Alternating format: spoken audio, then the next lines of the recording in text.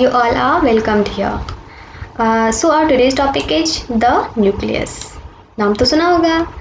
Nucleus is the most prominent cell organelle of a cell, living cell. In plants also and in animals also. Nucleus plant में भी होता है और animal में भी होता है और दोनों में prominent होता है क्योंकि इसका function ही कुछ ऐसा है. ठीक है ना. सबसे पहला function क्या है इसका, पूरे के पूरे सेल को कंट्रोल करता है और दूसरा मोस्ट इम्पॉर्टेंट फंक्शन है कि सेल के ग्रोथ को देखता है और तीसरा मोस्ट इम्पॉर्टेंट फंक्शन है रिप्रोडक्शन कराता है. सेल के डिवीज़न में यही हेल्प करता है क्योंकि इसके पास क्रोमोसोम्स होते हैं, क्रोमोसोम पे डीएनए होता है और डीएनए पे जीन्स होता है. इन्हीं सब के बारे में हम लोग आगे पढ़ने वाले हैं आज. ठीक है, चलो फिर देखते हैं. देखो, nucleus is the most prominent cell organelle, जैसे कि मैंने अभी कहा था, है ना. It is very small, round and double membranous. देखो बेटा, ये छोटा होता है पर छोटे का मतलब ये नहीं कि कुछ नहीं करता है, बहुत कुछ करता है. ठीक है ना. बहुत बार तो इसको ब्रेन ऑफ द सेल भी कहा जाता है. ठीक है. राउंड होता है. अच्छा, एनिमल सेल में ना ये बीच में होता है और प्लांट सेल में ना थोड़ा साइड में होता है. ठीक है. ये डबल मेम्ब्रेनस होता है. डबल मेम्ब्रेनस होना भी चाहिए क्योंकि इतना ज़्यादा इंपॉर्टेंट सेल ऑर्गेनल है तो डबल मेम्ब्रेन देना तो बनता है. ठीक है. और इसका जो मेम्ब्रेन है ना उसको न्यूक्लियर मेम्ब्रेन बोलते हैं. ठीक है. जैसे सेल के मेम्ब्रेन को सेल मेम्ब्रेन बोलते थे ना, वैसे ही न्यूक्लियस के मेम्ब्रेन को न्यूक्लियर मेम्ब्रेन कहा जाता है. ठीक है. लेकिन सेल मेम्ब्रेन और न्यूक्लियर मेम्ब्रेन में एक बहुत बड़ा डिफरेंस ये है कि सेल मेम्ब्रेन सेमी परमिएबल था ना, लेकिन न्यूक्लियर मेम्ब्रेन सेमी परमिएबल नहीं होता है. ठीक है ना. ये परमिशन नहीं देता है कि कुछ मटेरियल्स अंदर जाएं या कुछ नहीं जाएं. ये कुछ भी नहीं करता, बस ये प्रोटेक्शन देने का काम करता है. एक्सटर्नल इन्वायरमेंट से, दैट इज साइटोप्लाज्म से, अंदर के न्यूक्लियोप्लाज्म से सेपरेशन का काम करता है ये न्यूक्लियर मेम्ब्रेन. ठीक है.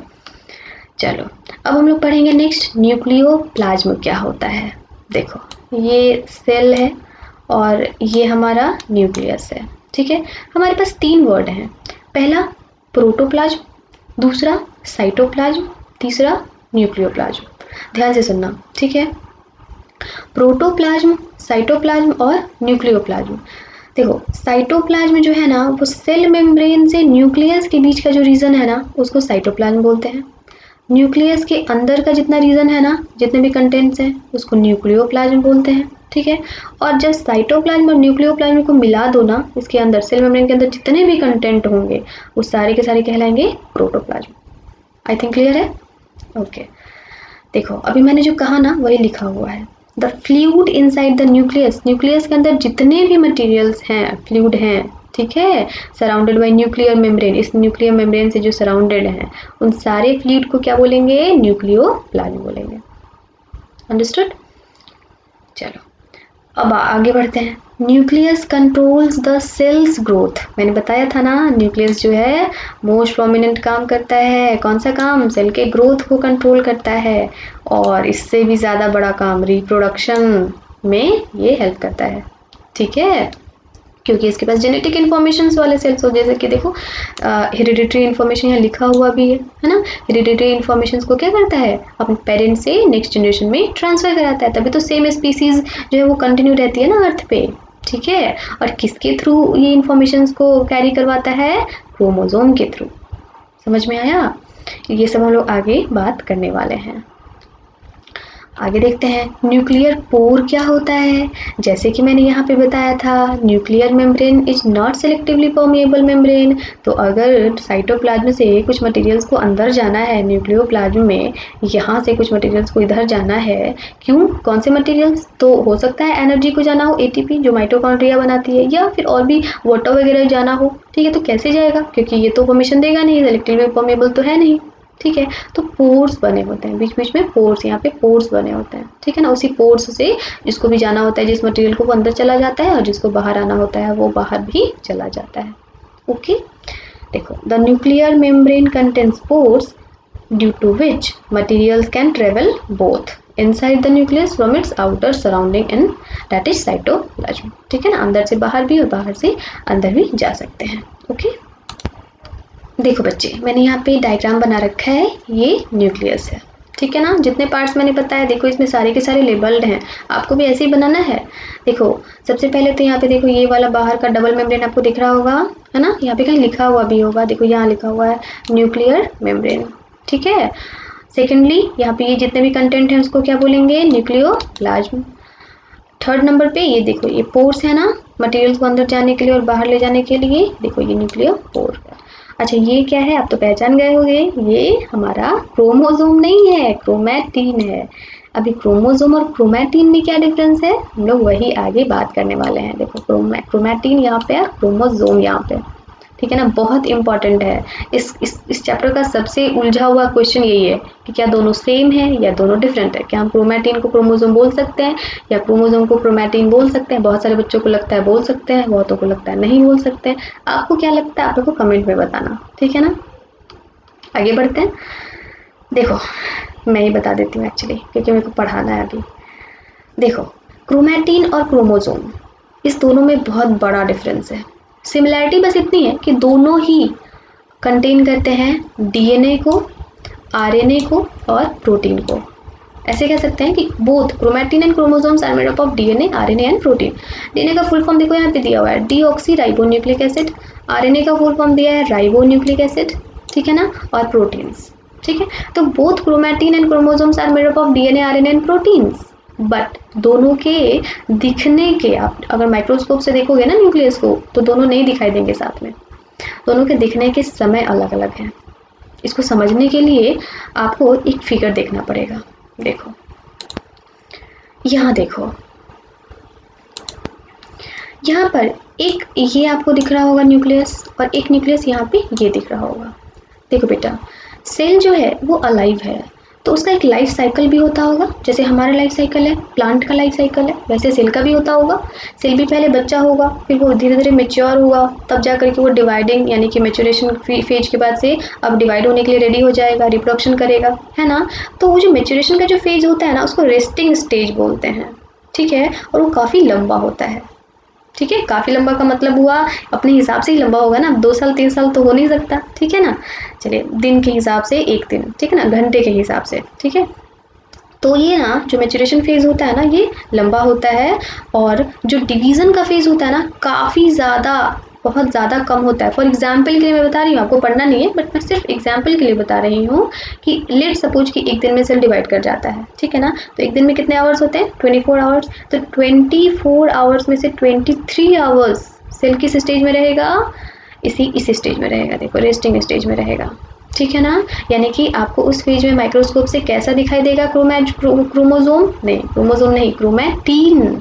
तब उसको हम लोग बोलेंगे क्रोमैटिन। देखो इस तरीके से इंटेंगल दिखाई देगा, ऐसा लगेगा जैसे कि ऊन को उलझा करके यहाँ पे रख दिया है, वुल को उलझा करके यहाँ पे कोई रख दिया है, ठीक है ना। और वो सिर्फ 1 आवर के लिए, मैं एग्जाम्पल लेके बात कर रही हूँ बेटा, ठीक है ना। आपको पढ़ना नहीं है ये सब, 11th में पढ़ना है, ठीक है। तो उस 1 आवर के लिए वो इस तरीके का दिखाई देगा, जो कि रॉड लाइक शेप होता है। इसको हम लोग बोलते हैं क्रोमोसोम। लेकिन एज यूजुअल हम लोग इसी का फिगर बनाते हैं, इसका फिगर नहीं बनाते हैं। लेकिन ज़्यादा टाइम तक कौन रहता है, क्रोमैटिन रहता है सेल के पास, ठीक है। बस यही बेसिक सा डिफरेंस है, ठीक है। चलो अब यहाँ पे देखो, क्रोमैटिन किसको कहेंगे, तो nucleus contains some thread like structures called chromatin. It exist during resting stage of the cell, अभी मैंने बताया ना। And when cell is about to divide, देखो about to divide, the chromatin materials condenses. जैसे ही सेल डिवाइड होने वाला रहता है, ये सारे के सारे मटेरियल्स कंडेंस होकर के कैसे बन जाते हैं, इस तरीके के बन जाते हैं, ठीक है ना। And form rod like shape that is called chromosomes. अभी क्लियर होगा आई थिंक। देखो हमारा क्रोमोसोम, रियल क्रोमोसोम ना कुछ इस तरीके का होता है, ठीक है ना। ये इतना छोटा सा दिख रहा है, बट ये छोटा सा नहीं होता है, बहुत लंबा होता है। इसका बहुत छोटा सा पार्ट, देखो इतना सा पार्ट लेकर के मैंने ये डायग्राम बना रखा है, देखो, ठीक है। अभी हम लोग इसके बारे में पढ़ेंगे, 1 मिनट बेटा। देखो डीएनए क्या होता है, और इसको हम लोग जेनेटिक मटेरियल बोलते हैं। क्यों बोलते हैं, ठीक है ना। कैसा दिखता है, ये जो मैंने फिगर बना रखा है ना, यही है डीएनए स्ट्रैंड। ये कहाँ होता है डीएनए, क्रोमोसोम के अंदर। क्रोमोसोम का छोटा सा पार्ट, इतना सा पार्ट का मैंने फिगर बनाया है। तो सोचो कि डीएनए की स्ट्रैंड कितना लंबा लंबा होता होगा, है ना। इस तरीके का उलझा हुआ सा रहता है। मैंने ये सारा का सारा ये जो स्ट्रैंड है ना, ये वाला मैंने इसमें नहीं बना रखा है, इन सब में नहीं बना रखा है, ठीक है ना। आप सोच लो ऐसे ही बना रहेगा सब में, ठीक है। बहुत लंबा होता है। अच्छा, ये जो डीएनए स्ट्रैंड है इस पे जीन्स होते हैं। देखो ये वाला जो है ना, ये पोर्शन ये जीन कहलाएगा, ये पोर्शन ये जीन कहलाएगा, ये पोर्शन ये जीन कहलाएगा। और जीन के अंदर देखो यहाँ पे अंदर ये बेस पेयर्स होते हैं, न्यूक्लियोटाइड्स होते हैं, न्यूक्लियोसाइड्स होते हैं, जो कि यहाँ पे आपको नहीं पढ़ने हैं। आप इतना समझ लो कि ये प्रोटीन्स होते हैं। देखो यहाँ पे ये प्रोटीन्स हैं, ठीक है ना, मैंने लिख पे रखा है प्रोटीन्स होते हैं, और ये जीन्स है।